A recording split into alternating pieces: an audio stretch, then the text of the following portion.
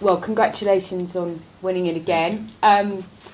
Key month for you, defining month for you, do you feel? And what was your favourite moment and win in January?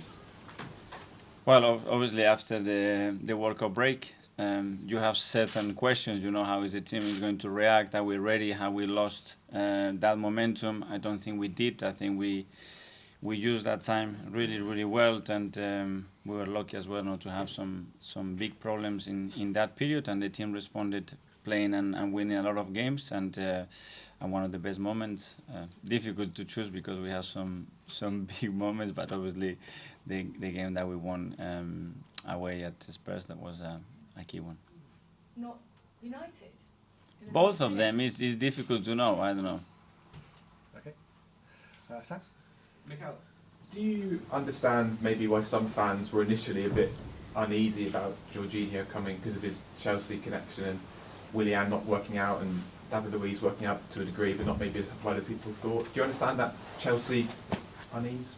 Yeah, I think every time you sign a player, you generate some debate. Maybe they don't have the experience, maybe they are too young, maybe he's not that well known or whatever. We have some criteria. We do a lot of work behind the scene to try to understand exactly the profile that we need, and this is football, and unfortunately you don't get it always right, but we put all the work, intentions to make it work, and I'm confident and that one will be good. Tom, I just asked about not maybe getting the top targets.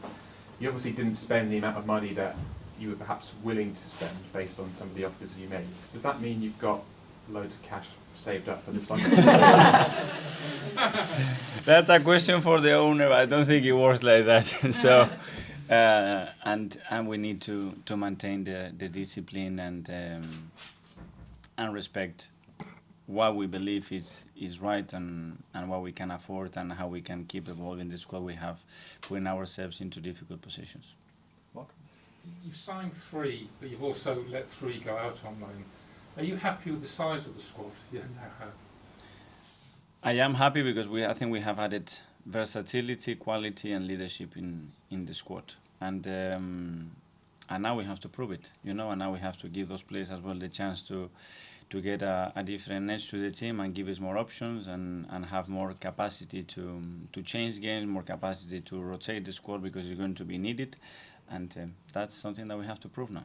And on tomorrow's game, I mean, your record of Goodison in the last few years isn't good.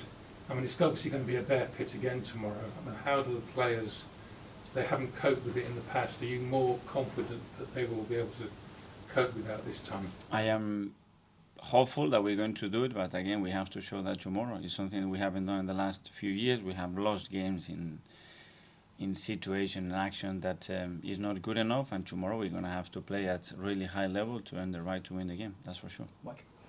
Mikel, you've hardly dropped any points all season, but 2 of them were at Southampton, the bottom club. Games against teams down the bottom, in their own way, almost more difficult than when you're playing Man United or Newcastle or Man City towards the top end? I don't know, every game in this league is extremely difficult. Southampton asked us some questions. The game had moments where we were in our best, and we had the chances as well to win it, that's for sure, and we didn't.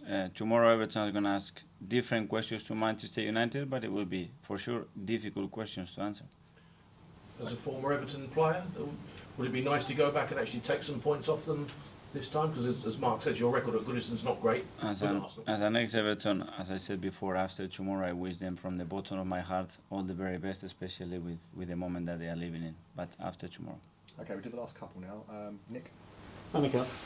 There's a lot of unrest around Everton at the moment, as we know, in the fan base and stuff. It's only a couple of years since there was here. I mean, I remember there was the game against Everton at home behind closed doors when there was a lot of fans protesting outside. Is what's happened at Arsenal since then a good example to a club like Everton or anyone in terms of how to turn a club around and how to turn that feeling around? Well, I don't know. We have at the moment a very stable and energized atmosphere around the club, and we want to maintain that, and it takes a lot to build it and very little to lose it. So the most important thing is that we play well and we win football matches, and we'll be fine.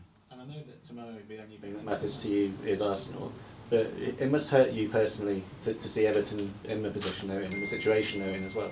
Especially because the years that I had there, the gratitude that I feel towards the club, the love that I feel towards the club, and I hope that they can turn this around in the best possible way, because everybody that has feelings for Everton are unique and very special, and they deserve the best. And finally, Dan. And Mikel, we've reached a point now with Everton where lots of fans don't feel like it matters who the manager is, because there's so many issues above the manager. Obviously, there's been some changes since you were manager in terms of the hierarchy at Arsenal, but it feels very stable now. Can you just explain how actually having a stable hierarchy actually impacts you on a day-to-day basis and how it makes your job easier? I think for any club, when you have ownership, when you have directors, when you have the manager, players, staff all on board with the same direction, with the same purpose, and really pushing in the same way and the same rhythm, without having to be looking around, it's very powerful. And the contrary is really damaging and really difficult to build on anything that you want to build on.